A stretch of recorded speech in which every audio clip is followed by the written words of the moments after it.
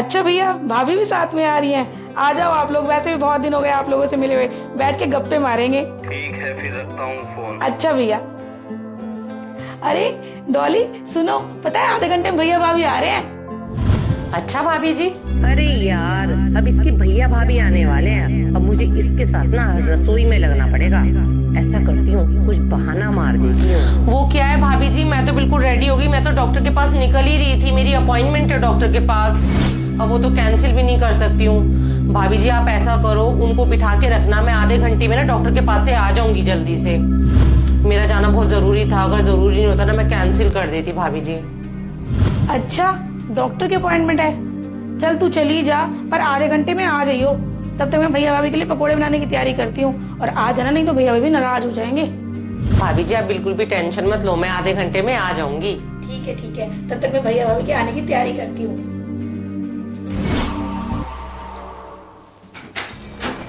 चला कहीं की, भैया भाभी इनके आ रहे हैं, मैं उनके साथ बैठ के क्या करूंगी। मुझे नहीं पता, मैं यहाँ रुकी तो मुझे 10 काम बता देंगी, ये कर ले वो कर ले, गर्मी इतनी ज्यादा हो रही है। मैं ऐसा करूंगी, मॉल चली जाऊंगी सीधा वहीं से, और 3-4 घंटे मॉल में ठंडी हवा खा के आऊंगी, जब तक इनके भैया भाभी भी चले जाएंगे। और एक काम करती हूँ, अपना फोन ना घर पे ही छोड़ जाती हूँ। मुझे पता है ये फोन कर करके ना मेरे नाक में दम कर देगी, फोन नहीं लेके जाती हूँ। चलो यार, अब आ गई हूँ मॉल के अंदर। अब आराम से 3-4 घंटे यहाँ बिताऊंगी। भाभी को बनाने तो घर पे अपने भैया भाभी के लिए गर्मा गर्म पकोड़े।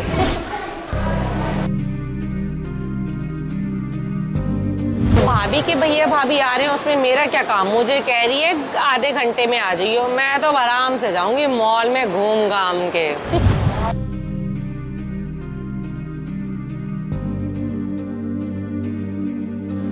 इनके भैया भाभी की गाड़ी कहीं दिख तो नहीं रही है, लग रहा है चले गए हैं। चलो अच्छा है, मेरा 3-4 घंटे मॉल में रहना वसूल हो गया है। बढ़िया ही भैया भाभी आ रहे हैं।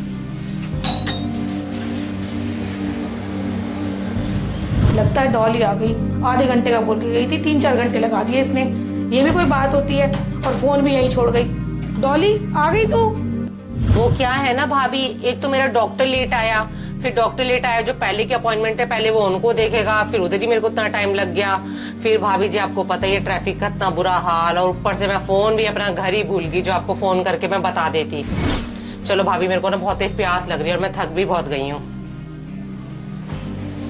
एक बात बोलो डॉली, आज तो तूने हद ही कर दी। इतना थोड़ा ना कि किसी को इंतजार कराता है। आज भैया भाभी ने पूरा 3 घंटे तेरा इंतजार करा है, और इंतजार करके बस अभी अभी गए हैं। अब भाभी, आपने भैया भाभी जी को 3 घंटे इंतजार करवाया मेरा। आपने उनको चाय पकौड़े खिला देने थे और भेज देना था, मेरा क्यों इतना इंतजार करवाया आपने।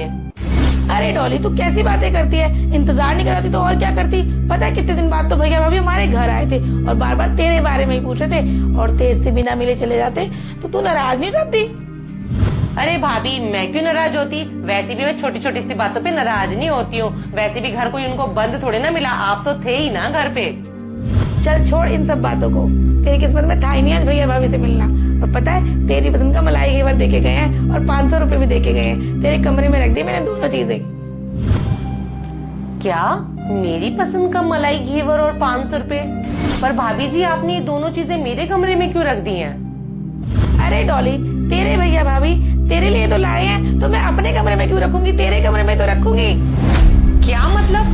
मेरे भैया भाभी, मेरे भैया अमित, मेरी भाभी प्रिया आए थे?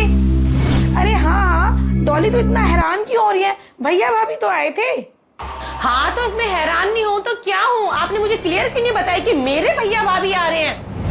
अरे डॉली, मैंने तुझे बताया था कि आधे घंटे में भैया भाभी आ रहे हैं, और भैया भाभी तुझे फोन कर रहे थे। तू वॉशरूम में थी, तेरा फोन बजे जा रहा था, तो मैंने। अरे डॉली का फोन इतनी देर से बज रहा है, पता नहीं कहाँ है।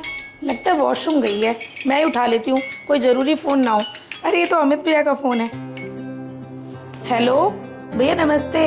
अरे मैं डॉली नहीं, दीपिका बोल रही हूँ। हाँ नमस्ते भाभी जी, और क्या हाल है?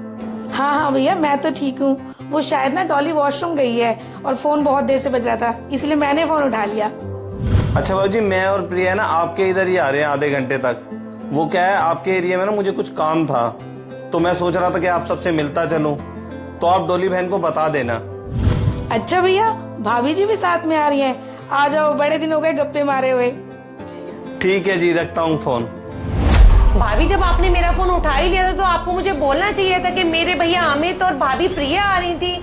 आपने मुझे क्यों नहीं बताया? मैं तो यही सोच रही थी कि आपके भैया भाभी आ रहे हैं। अगर मुझे पता होता तो ना मेरे भैया भाभी आ रहे हैं तो मैं डॉक्टर के जाती ही नहीं। डॉली, मैं तेरी बात का मतलब समझी नहीं कि मेरे भैया भाभी आ रहे थे तो तू चली गई और तेरे भैया भाभी आते तो तू जाती ही नहीं।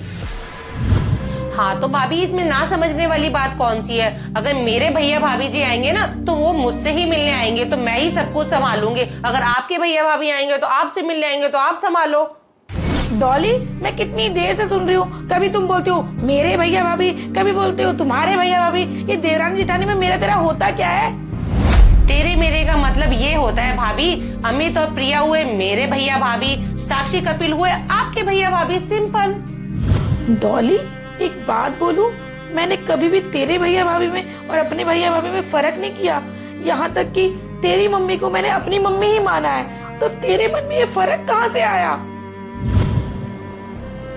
डॉली, देवरानी जेठानी दोनों ही तो अपना घर छोड़ के ससुराल में आती हैं और उसी ससुराल में उन्हें नए रिश्ते मिलते हैं। सास ससुर के रूप में माँ बाप मिलते हैं और देवरानी जेठानी के रूप में बहनें मिलती हैं। तो इन रिश्तों में फर्क करना ही क्यों? भाभी जी आप बिल्कुल ठीक कह रहे हो। शादी के बाद एक लड़की का असली घर उसका ससुराल ही होता है। उसे सास ससुर को अपने माँ बाप मानना चाहिए और देवरानी जेठानी को बहन मानना चाहिए, तभी जिंदगी बहुत आसान हो जाती है। हो सके तो भाभी जी मुझे माफ कर देना, मैं अपने किए पे बहुत शर्मिंदा हूँ।